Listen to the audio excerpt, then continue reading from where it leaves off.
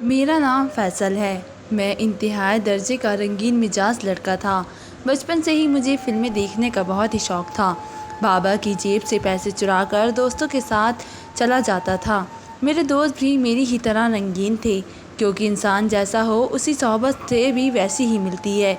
कुछ तो मैं रंगीन मिजाज था और कुछ मेरे दोस्तों ने मुझे बिगाड़ के रख दिया था, क्योंकि जवान होने से पहले पहले हमें उन सब चीज़ों के बारे में पता लग चुका था जो कि बड़े बड़ों को भी नहीं पता होता। हमने कोई फ़िल्म नहीं छोड़ी थी। फ़िल्म देखने के बाद हम आपस में सर जोड़कर बैठते और डिस्कशन करते थे। मेरी ज़िंदगी बहुत ही मज़ेदार किस्म की गुज़र रही थी। स्कूल भी बस में पराए नाम ही जाता था। मुझे पढ़ाई के अलावा दूसरी चीज़ों में बहुत ही दिलचस्पी थी। ऊपर से मेरे दोस्त भी मुझे ऐसे मिले, उन्होंने मुझे पूरा का पूरा बिगाड़ के रख दिया। जिन चीज़ों का पता इंसान को नौजवान होने के कदम रखने के बाद आहिस्ता आहिस्ता पता चलता है, मैं उन चीज़ों पर 15 साल से पहले ही PhD कर चुका था। मेरे बाबा थोड़े से बहुत ही गुस्से किस्म के थे। सुबह सुबह डंडा लेकर मेरे बिस्तर के पास खड़े हो जाते, कहते कि चल फैसल, मस्जिद चल, नमाज़ पढ़। मुझे अपने बाबा की सख्ती एक आग नहीं भाती थी। मेरा दिल करता था कि मुझे कोई भी पूछने वाला ना हो, मैं जो चाहूँ अपनी ज़िंदगी में करूँ। कोई मुझसे सवाल तक ना करे कि ऐसा क्यों कर रहे हो, क्योंकि ज़िंदगी एक बार ही मिलती है। मैं इस ज़िंदगी को फुल एंजॉय करके जीना चाहता था, अपनी मर्ज़ी से, अपनी ख्वाहिश के मुताबिक। इसलिए बाबा का रोब और दबदबा मुझे एक आँख नहीं भाता था। वे मुझे ज़बरदस्ती स्कूल भेजते थे, मगर मैं स्कूल जाने की बजाय अपने दोस्तों के साथ सिनेमा चला जाता या घूमने फिरने चला जाता। हमारे साथ लड़कों का ग्रुप था। हम जिधर भी जाते सीटियाँ मारते, सड़कों पर हल्ला गुल्ला करते। ख़ास तौर पर लड़कियों को देखकर तो हमारे जज्बात ही मचलने लगते थे। हम उनको खूब तंग करते, वे बेचारी हमें देखकर भाग जाती थी। मोहल्ले की लड़कियां तो हमसे बहुत ही ज़्यादा तंग थी। अक्सर ही मेरे घर में उनके माँ बाप की शिकायत आ जाती थी और मुझे उस दिन बाबा बहुत ही डांट पड़ती थी। मगर मैं भी ठीक बन चुका था, क्योंकि मेरी सोच और जहन मुकम्मल तौर पर बागी हो चुका था। मुझे बड़ा एक भाई था जिसका नाम अफजल था। वो मेरे बिल्कुल ही अपोजिट था। बाबा के बेइंतहा फर्माबरदार और शरीफ नफ्स किस्म के लड़के थे। उनकी तालीम भी काफ़ी अच्छी थी, क्योंकि मैं तो कोई दिन भी तक स्कूल का मुंह भी नहीं देखता था। दोस्तों के साथ आवारागर्दी करता रहता था। मगर मेरे बड़े भाई, जो कि मुझसे उम्र में 5 साल बड़े थे, उन्होंने तालीम मैदान में कामयाबी में काफ़ी झंडे गाड़े थे। जब मेरी उम्र 14 साल की हुई तो उनकी मंगनी हो चुकी थी। मेरी होने वाली भाभी मेरी फूफोजाद बेटी थी। कभी कभार हमारे घर भी आ जाती थी। बेहद हसीन और खूबसूरत थी। हमारे घर में कांच की चूड़ियाँ पहन कर आती तो उनकी चूड़ियों की खनक मेरे दिल में गुदगुदे वाले ख्यालात पैदा करने लगती। लेकिन मैं उस उम्र में भी काफ़ी ज़्यादा नज़रबाज किस्म का लड़का था और इस तरह की चीज़ें देख देख कर मुझे ये सब कुछ नॉर्मल लगता था। इसलिए मैं अपनी होने वाली भाभी शाजिया से काफ़ी ज़्यादा मुतासिर था। हर वक्त उनके आगे पीछे घूमता रहता था। वे भी मुझे बच्चा समझकर मुझसे हंस हंस कर बातें करती थी, मगर उन्हें क्या पता था कि मेरे दिल में चोर बैठा है। मुझे तो अपने भाई की किस्मत पर रश खाता था। दिन रात ये सोचता था कि काश भाई की जगह मेरी मंगनी हो चुकी होती, क्योंकि भाई तो बहुत ही ज़्यादा निकम्मे टाइप के थे। शाजिया जब हमारे घर आती तो वे शर्मा कर अंदर कमरे में चली जाती, यूँ जैसे कोई नई नवेली दुल्हन हो। हालांकि भाभी सिर्फ़ और सिर्फ भाई के लिए ही आती थी, क्योंकि मैं उनका चेहरा देखकर ही पढ़ लेता था कि उनके अंदर क्या चल रहा है। मगर भाई तो उन्हें ज़्यादा लिफ्ट ही नहीं देते थे, बस शरीफों की तरह कमरे में घुसे रहते थे। मुझे तो हैरत होती थी कि एक मर्द होकर इतनी खूबसूरत मंगेतर को टाइम नहीं देता। अगर शाजिया मेरी मंगेतर होती तो मैं तो उसे रोज़ घुमाने और सैर पर सपाटों पर ले जाता, उसके हाथ पकड़कर सहीले समुंदर पर ले जाता और सैर करवाता, गोलगप्पे खिलाता। मगर भाई तो किसी काम के नहीं थे। बेचारी शाजिया की तो किस्मत ही फूटने वाली थी। मेरे दिल में कभी कभी ख्याल आता, काश मैं भाई से बड़ा होता और मेरी मंगनी शाजिया से हो चुकी होती, क्योंकि मेरी उम्र सिर्फ 14 साल थी। भाई और शाजिया की मंगनी 1 साल तक रही। उसके बाद उनकी शादी की तैयारी शुरू होने लगी थी। मैं तो उनको देख देख कर ठंडी आह भरता था। भाई का चेहरा बिल्कुल बेताअसुर था और जैसे उन्हें इस शादी से कोई ख़ास लगाव नहीं था, या शायद वे दिल में तो ज़रूर शाजिया को देखकर मचलते होंगे, मगर अपने जज्बात पर कंट्रोल रखना उनके बाएं हाथ का खेल था। वे इस चीज़ में बहुत ही माहिर थे कि किसी के सामने अपने दिल का हाल कैसे छुपाना है। कभी कभी तो मुझे पत्थर दिल लगते थे, क्योंकि उनकी शादी के दिन करीब आ रहे थे, मगर फिर भी उनके चेहरे पर कोई एक्साइटमेंट नहीं थी और मैं अंदर बाहर से बेचैन था। मेरी उम्र 15 साल हो चुकी थी। मैंने इन 15 सालों में कोई नाज व फिल्म नहीं छोड़ी थी। अपने दोस्तों के साथ बैठकर देखता था। अब तो मुझे इन फिल्मों में भी कोई अट्रैक्शन महसूस नहीं होती थी, क्योंकि इस कदर उनका आदी हो गया था देख देख कर कि मेरे अंदर वो वाले जज्बात पैदा नहीं होते थे जो कि पहले पहले देख कर हुआ करते थे। मेरे मिजाज में चिड़चिड़ापन सा आने लगा था। अब मैं कुछ और करना चाहता था। कुछ हकीकी या स्क्रीन के पीछे के मनाजिर मुझे नहीं लुभाते थे, इसलिए मैं चाहता था कि मैं ऐसे मनाजिर को खुली आंखों से देखूं। शायद तभी मेरे दिल में वो वाली बेचैनी पैदा हो जाएगी जो पहले हुआ करती थी। इसलिए मैंने एक अहम प्लान बनाया, क्योंकि ये मशवरा मुझे मेरे लोफर किस्म के दोस्तों ने ही दिया था। एक दिन हम सड़क पर सर जोड़ कर बैठे थे, किसी फ़िल्म का डिस्कशन कर रहे थे। मेरे दोस्त भी अब भी मेरी तरह पुरजोश होकर फ़िल्मों में तबस नहीं करते थे जितना पहले किया करते थे, क्योंकि हर फिल्म में एक ही तरह के मंजर देखने को मिलते थे।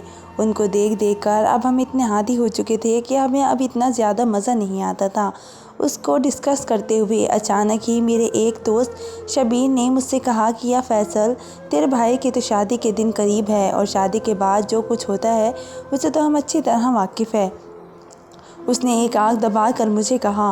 मैंने कहा, हाँ यार, अब तो इतनी दफ़ा देख चुका हूँ कि शादी के बाद क्या होता है। क्या मैं तो दिल में वे जज्बात ही पैदा नहीं होते। मैंने जैसे मायूसी से कहा। कहने लगा, एक तरीका है फिर से वही जज्बात पैदा करने का। मैंने अपने कान खुजाते हुए कहा। तो कहने लगा, तेरी भाभी तो बड़ी हसीन होगी, बिल्कुल आइटम जैसी, कोई ऐसी हीरोइन से कम नहीं लगती। मगर तेरा भाई तो बहुत ही ज़्यादा शर्मीला किस्म का है। जब गली में चलता है तो उसकी नज़र झुकी होती है। मुझे तो लगता है कि तेरी भाभी को भी गौर से नहीं देखता। क्या पत्थर दिल है उसका। औरत को देखकर भी उसके दिल में कुछ कुछ होता नहीं है। मैंने कहा, हाँ यार, भाई बहुत ही मुख्तलिफ है मुझ में और उनकी तरबियत में ज़मीन आसमान का फ़र्क है। इसलिए वे मामा और बाबा के लाडले हैं, फर्माबरदार बेटे हैं उनके, और मैं तो जैसे उनका दुश्मन हूँ। इसलिए तो भाई की जल्दी जल्दी मंगनी भी हो गई और शादी की तैयारियाँ भी हो चुकी है, और मेरा तो दूर दूर तक कोई नामो निशान तक नहीं। कहने लगा, शादी से पहले भी मैं तुम्हें शादी वाली रात के मज़े लेने का एक नादिर मशवरा देता हूँ। क्या याद करेगा तू भी मुझे और मुझे दाद देगा। मैंने कहा, बग भी दे, क्या कहना चाहता है तू। तो वह एकदम से मेरे कान में कुछ ऐसा बोला कि मेरे चलते हुए हाथ वहीं रुक गए। मैंने तो ये सोचा था ही नहीं कि ऐसा भी हो सकता है। मेरे अंदर तो इस सोच से ही खुलबुली सी मच गई थी। मुझे पहले बार अपने दोस्त शबीर के इस मामले पर अच्छा लगा था, वरना उसका दिमाग किसी काम का नहीं था, बिल्कुल भूसा भरा हुआ था। मगर इस तरह की चीज़ें देखकर हमारे दिमाग बहुत ही ज़्यादा शैतानी ख्यालात बुनते थे। पहले जो मैं भाई और भाभी की शादी के हवाले से बिल्कुल भी एक्साइटेड नहीं था, क्योंकि मुझे अच्छा नहीं लग रहा था कि मेरे भाई की शादी हो गई है और मैं अभी तक कुंवारा हूँ। मगर अब तो मैंने उंगलियों पर दिन गिनने शुरू कर दिए, क्योंकि मुझे दोस्त का मशवरा इंतहा बहुत ही अच्छा लगा था। जैसे जैसे शादी के दिन करीब आ रहे थे, मेरे जज्बात संभल रहे थे। मुझे यूँ लगता था जैसे भाई की जगह मेरी शादी हो। घर वाले शादी की तैयारियां में लगे हुए थे। अब तो शाजिया हमारे घर नहीं आती थी, वे शायद मायूं बैठ गई थी। मगर खैर, शादी की रात तो मुझे तो ये सोचकर अंदर बाहर बेचैनी और सरसारी एक साथ होने लगी थी कि कब वे भाई की दुल्हन बने, कब हमारे घर आए, और मैं उसके साथ दिन रात मेरी बेचैनी में कट जाती। पढ़ाई में तो मेरा दिल वैसे ही नहीं लगता था। अब तो मैं फ़िल्में देखना भी छोड़ चुका था, क्योंकि मुझे उनमें ज़रा भी अट्रैक्शन महसूस नहीं होता था। मैंने 15 साल की उम्र में ही दुनिया की जहाँ की फ़िल्में देख रखी थी कि अब मुझे सब कुछ बिल्कुल नॉर्मल लगता था। अब तो मैं कुछ नया करना चाहता था, कुछ अनोखा, कुछ ऐसा करना चाहता था जो आज तक कभी किसी ने नहीं किया हो। मुझे तो सोचकर ही लबों पर कमीनी सी मुस्कुराहट फैल जाती थी। बिलखिरिया ख़त्म होने वाली थी। शादी में सिर्फ एक ही हफ़्ता रह गया था। अब तो मुझे अपने आप संभालना मुश्किल लग रहा था, क्योंकि बहुत ही जल्द मैं वे सब कुछ करने वाला था जो अगर कोई भी सुनता तो अपने कानों को हाथ लगाता। मगर मुझे किसी की परवाह नहीं थी। मुझे सिर्फ अपने दिल की सुननी थी, अपने दिल की माननी थी और अपनी मनमानी करनी थी। शादी की तैयारियों में मैं ज़ोर शोर से हिस्सा ले रहा था, क्योंकि मैं घर का छोटा बेटा था, इसलिए बार बार बाज़ारों के चक्कर मुझे लगाने पड़ते थे। अक्सर शॉपिंग के लिए शाज़िया साथ जाती थी, क्योंकि उसे सब कुछ अपनी पसंद से चाहिए था, और जिस दिन शाज़िया भाभी जाती उस दिन तो मैं ज़रूर जाता था। वे बढ़ चढ़ कर अपनी शॉपिंग कर रही थी और मैं उनकी मदद कर रहा था। शाज़िया भाभी पहले से ही गोरी चिट्टी तो थी ही, मगर शादी से पहले जो लड़कियां अपने आप के साथ तजुर्बे करती है गोरा चिट्टा होने के लिए और खूबसूरत लगने के लिए, शाज़िया भाभी ने भी वे सारे टोटके आजमाए थे और वे भला की हसीन लगती थी। उनके सफ़ेद हाथ पाँव और कलाइयाँ जब भी मैं देखता उनको छूने के दिल करता। कभी कभी तो मैं उनका हाथ पकड़ लेता था, मजाक मजाक में यूं ही, और वह हंसने लगती थी। कहती थी, फैसल तो बड़ा लोफर लड़का है। उन्हें क्या पता था मैं अंदर से वाकई लोफर हूँ, बल्कि लोफर से भी बहुत ही आगे निकल चुका हूँ। वे तो मुझे छोटा बच्चा समझती थी, मगर मैं अपनी उम्र से बहुत ही पहले बड़ा हो चुका था। शायद भाई को भी इन बातों को पता नहीं था जितना कि मुझे हो चुका था। भाई तो एक सड़ी हुई बोरिंग सी लाइफ गुजार रहे थे। अपनी शादी से पहले भी उनके चेहरे पर कोई एक्साइटमेंट नहीं थी, क्योंकि शाज़िया जैसी बीवी उनकी संगत में आने वाली थी।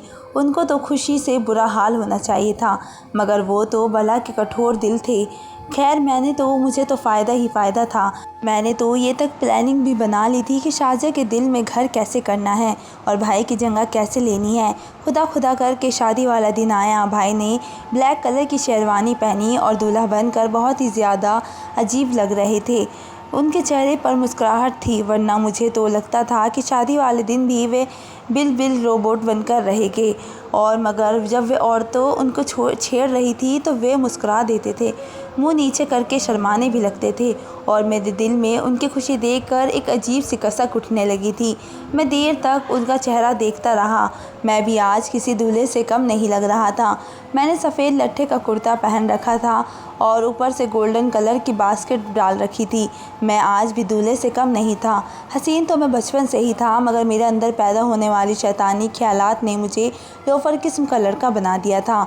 और दूसरी लड़कियां भी बन ठन कर आई थी। हमारे दूर परे की रिश्तेदार की बेटियां, वे भी कुछ कम हसीन नहीं थी। उनकी चूड़ियों की खनक और परफ्यूम की खुशबू आज मुझे महसूर नहीं कर रही थी, क्योंकि मुझे तो कुछ और ही चाहिए था। मुझे बस अपनी भाभी को देखने का इश्तियाक था। बारात मैरिज हॉल में आ गई और भाभी भाई के पहलू में घूंघट निकाले शर्माई बैठी हुई थी। मैं दूर से देखकर भी बता सकता था कि आज वे किसी आफत में से कम नहीं लग रही थी। मेरी नज़र उनसे हट ही नहीं रही थी। घूंघट के पीछे छुपे चेहरे पर मुसलसल शरीर सी मुस्कुराहट थी, जो मेरे दिल के तार हिला रही थी। और अपने ख्यालात में मैंने न जाने कहाँ कहाँ तक बहक गया था। उन्होंने सुर्ख रंग का लहंगा पहना हुआ था, जो अपनी पसंद से ख़रीदा था। आज तो उनका हुस्न किसी अप्सरा से कम नहीं लग रहा था। जब वे रुखसत होकर हमारे घर आई तो घर वालों ने भाई और भाभी को लाउंज में बिठा दिया और वे मेहमानों से सलामियाँ समेटने लगे। इसी दौरान मुझे एक काम करना था, एक बहुत ही अहम काम, जिसके लिए मैंने इस शादी का इतनी शिद्दत से इंतज़ार किया था। आज मेरे इंतज़ार की घड़ियाँ ख़त्म होने वाली थी।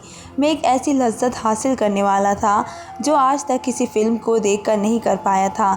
इसलिए मैं जल्दी जल्दी सब लोगों से नज़र बचाकर भाई के कमरे की तरफ बढ़ने लगा। जब मैंने दरवाज़ा खोला, सामने का मंज़र बहुत ही दिल फरेब था। भाई ने अपने बेडरूम को बहुत ही खूबसूरती से सजाया हुआ था।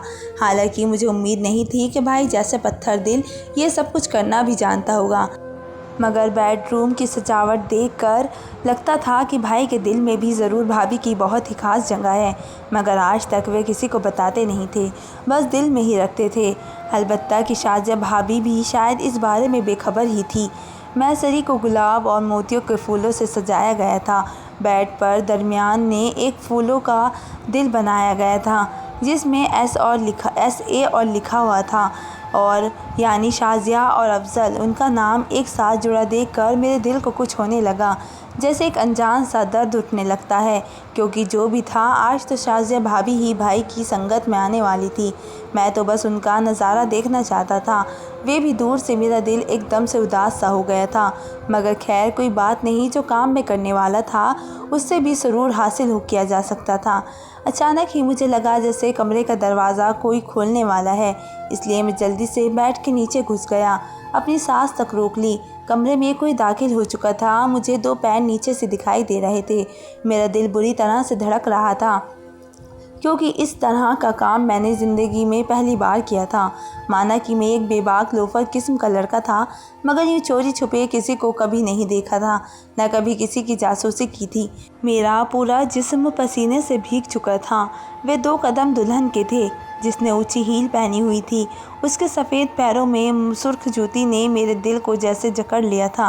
भाभी बेशक बेपनाह खूबसूरत थी और आज वह अपनी खूबसूरती का खिराज मेरे भाई के वसूल करने वाली थी, और मैं उनको ऐसा करते हुए देखने वाला था, क्योंकि मेरे दोस्त ने मुझे यही मशवरा दिया था कि यार अब इस तरह की फ़िल्में में ऐसे सीन देखकर हमें सीने के अंदर भगदड़ नहीं मचती। हमारा जिस्म इस चीज़ का आदी हो चुका है, अब कुछ नया करना चाहिए। मैंने कहा कि क्या मतलब है तुम्हारा? उसने मुझे एक आंख मारी, कहा कि सुना है तेरे भाई की शादी होने वाली है, और जिससे होने वाली है वे बेपनाह खूबसूरत है, बिल्कुल चांद के टुकड़े की तरह। तेरा भाई तो बड़े मुकद्दर वाला इंसान है। मैंने कहा कि क्या बात करते हो, उसकी भाभी तो वाकई चांद का टुकड़ा है, मगर मेरा भाई तो उसे देखकर भी पत्थर दिल ही रहता है। सच में अगर शाज़िया भाई के बजाय मेरी मंगेतर होती तो न जाने मैं तो खुशी से पागल हो जाता और रोज़ उसे घुमाने ले जाता, उसके आगे पीछे मंडराता रहता, उसके नाज से नखरे उठाता। मगर भाई में तो ऐसी कोई भी बात नहीं है। वे तो उसे देखकर बिल्कुल नॉर्मल रहते हैं, बल्कि देखते कहाँ हैं, जब भी भाभी शाज़िया हमारे घर आती है कमरे में छुपकर बैठ जाते हैं, जैसे उन्हें अपनी ही होने वाली बीवी से शर्म महसूस हो रही हो। मेरे लोफर दोस्त ये सब बात सुनकर खांसने लगे और खांसने वाली हंसी हंसने लगे। कहने लगे ऐसा हो ही नहीं सकता, एक औरत को देखकर किसी मर्द का दिल ना धड़के, और तुम्हारा भाई तो वैसे भी जवान है, हम तो अभी भी बच्चे हैं, हमारा बस नहीं चलता, जज्बात संभाले नहीं जाते। तुम्हारे भाई को भी कुछ न कुछ तो ज़रूर करते होगे। उन्होंने जैसे ये कहा, मैंने कहा नहीं नहीं, मैं अपने भाई को बचपन से जानता हूँ। अगर उनके अंदर कोई जज्बात है भी तो उन्होंने कभी जाहिर नहीं किए। मेरे दोस्त कहने लगे ऐसे मर्द तो शादी की रात अपनी बीवी को नाको चने छुपवा देते हैं, अपनी सारी ज़िंदगी के संभाले हुए जज्बात एक ही रात में नछा कर देते हैं कि वे बेचारी चीखें मारती है। और जो उससे अगली बात की उन्होंने वे सुनकर तो मेरे रोंगटे खड़े हो गए थे। कहने लगा तुम ऐसा क्यों नहीं करते, शादी की रात अपने भाई और भाभी के कमरे में छुपकर ये फिल्म सीन अपनी आंखों से देखो, क्योंकि फिल्में देख देख कर तो तुम्हारा जी भर गया है, मगर उन्हें अपनी आंखों के सामने ऐसा करते देख कर तुम्हारे अंदर भी आग जलने लगेगी और ख़ुद को संभालना मुश्किल हो जाएगा। मुझे लगा वे ये बात शायद मजाक में कर रहा है, मगर वे बहुत ही सीरियस था और उसने मुझे भी कायल कर दिया था, और मैं भी अंदर से जैसे कायल हो गया था। मुझे बड़ा ताज्जुब हुआ था कि शादी की रात अपने भाई और भाभी का रोमांस देखने का, इसलिए मैं बेड के नीचे से अपनी सांस तक रोके लेटा था। कमरे में फुल एसी चल रहा था, मगर फिर भी मेरा जिस्म पसीने से भीगा हुआ था। मैं पकड़ा गया तो मेरी तो शामत पक्की है। बाबा तो पिटाई कर करके मेरी जान ही निकाल देंगे, इसलिए मैं बिल्कुल सांस भी आहिस्ता आहिस्ता से ले रहा था, ताकि किसी को शक ना पड़े कि मैं कमरे के अंदर हूँ। भाभी बेड पर आकर बैठ चुकी थी, शायद उन्होंने अपना घूंघट भी हटा लिया था। काफ़ी आराम से बैठी थी और भाई का इंतज़ार कर रही थी। बार बार उनकी चूड़ियों की खनक, पायल की छनक मेरे कानों में खूबसूरत नगमे की तरह बजती। और मैं क्या, अचानक ही कमरे का दरवाज़ा खुला। भाई अंदर दाखिल होता हुआ महसूस हुआ। उसने दरवाज़ा लॉक कर दिया और मेरा दिल जैसे सूखे पत्ते की तरह लरच रहा था। एक लम्हे के लिए मुझे लगा कि शायद मैंने अंदर आकर गलती कर दी। मुझे उन दोनों की पर्सनल लाइफ में टांग नहीं अड़ानी चाहिए थी, क्योंकि ये रात तो हर शादीशुदा जोड़े की स्पेशल रात होती है। चंद लम्हे के लिए तो मेरे ज़मीन ने मुझे मलामत की, मगर अगले ही पल मैंने अपनी सोचों को झटक दिया और मज़े से होकर उनकी रोमांटिक बातें सुनने लगा। मुझे तो यकीन ही नहीं आ रहा था कि मेरे गुमसुम शर्मीले भाई से उस रात भाभी के साथ तौबा तौबा। मेरी उम्र 25 साल हो गई थी और जिस दिन ये ख्वाब मैंने अपनी आंखों से कब मैं सजाने शुरू किए थे, शायद बचपन से वे दिन अब आ गया था।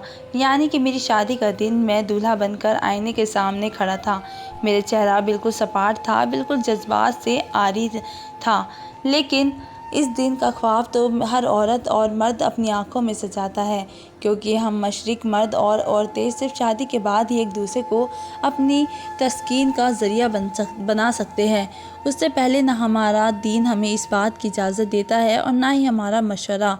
आज मैं जब आईने के सामने खड़ा था तो मुझे अपने दिल में एक गहरा सा मलाल था, ऐसा मलाल जो शायद कभी डलने वाले ना थे।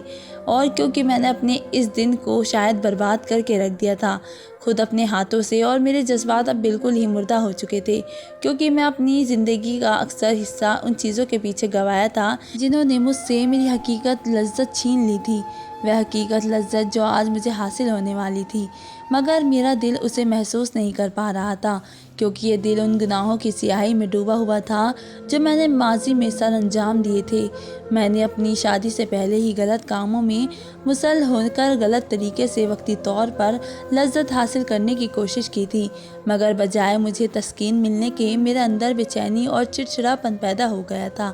वे चिड़चिड़ापन जो हकीकी रास्ते से हटकर इंसान के साथ चमटोली पाबंदियों और पहरों में क्यों गुजारो, लेकिन इसलिए मैंने अपनी नौजवान फुल मौज मस्ती में गुजारी, गलत और सही के पहचान खोकर। और मैं ऐसे कामों में मुसल हो गया कि मेरा जिस्म हकीकत लज्जत मिलने से पहले हर जज्बे से भारी हो गया था। मुझे अपने भाई की बातें कानों में सुनाई दे रही थी, जिन्होंने अपनी पूरी ज़िंदगी शराफत में गुजारी थी, अपने दिल को सख्त पैरों में रखा था। वे कभी किसी गलत काम में मुसलसल नहीं हुए थे, ना ही अपने मंगेतर पर कभी बुरी नज़र डाली थी, क्योंकि उन्हें पता था कि एक जायज़ रिश्ता ही मोहब्बत की सही तशरीफ़ जायज़ तरीके से उन्हें मिल जाए और फिर यूँ वहाँ अपनी तमाम तर चाहत उस पर लुटा दे। वे रात भी ऐसी ही रात थी जब भाई भाभी की दुल्हन बनकर उनके पहलू में बैठी थी और मैं बेड के नीचे उनकी पहली रात का नज़ारा करने बैठा था। भाई की बातें सुनकर जैसे मैं होश की दुनिया में आया था। मेरी अभी तक की मस्तियाँ और लज्जत भरी ज़िंदगी जिस पर मुझे फ़ख्र था, एकदम से मुझे बुरी लगने लगी थी, क्योंकि हकीकत मोहब्बत वही होती है जो 7 पर्दों में लिपटी होती है, और इसका इजहार तब अच्छा लगता है जब उस मोहब्बत पर जायज़ रिश्ते की मोहर हो जाए। फिर ही उस मोहब्बत से वे लज्जत मिलती है जिसका हकदार खुदा ने हमें बनाया होता है। अगर वही सुरूर हम इधर उधर मुँह मारी करके कर ले पूरा गलत रास्तों और गलत तरीक़ों से, तो हम उस हकीकत मिठास और मोहब्बत से महरूम कर दिए जाएंगे जो खुदा ने हमारे हिस्से की हमें अता की होती है।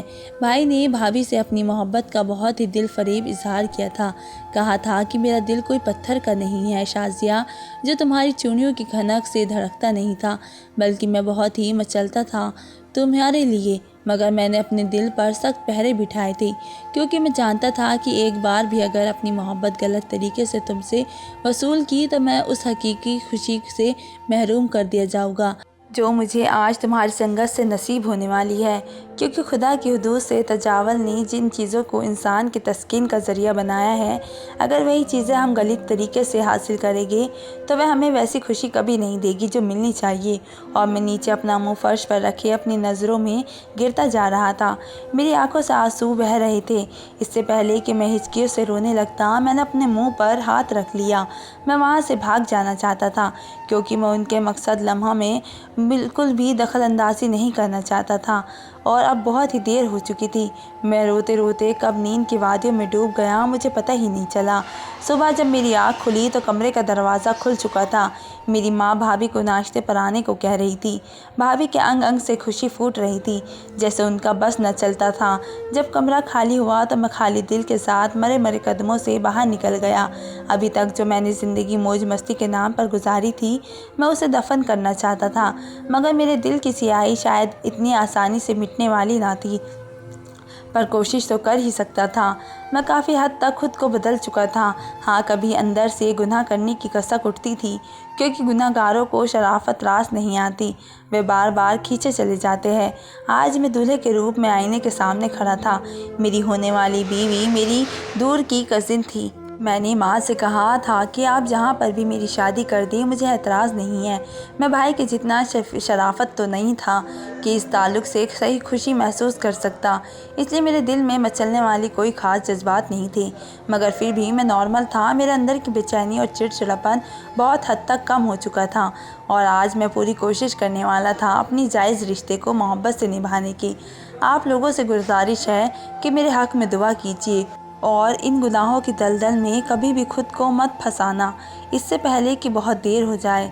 तो दोस्तों, आपको मेरी कहानी कैसी लगी मुझे कमेंट बॉक्स में ज़रूर बताएं। मिलते हैं एक नई वीडियो के साथ, तब तक के लिए धन्यवाद।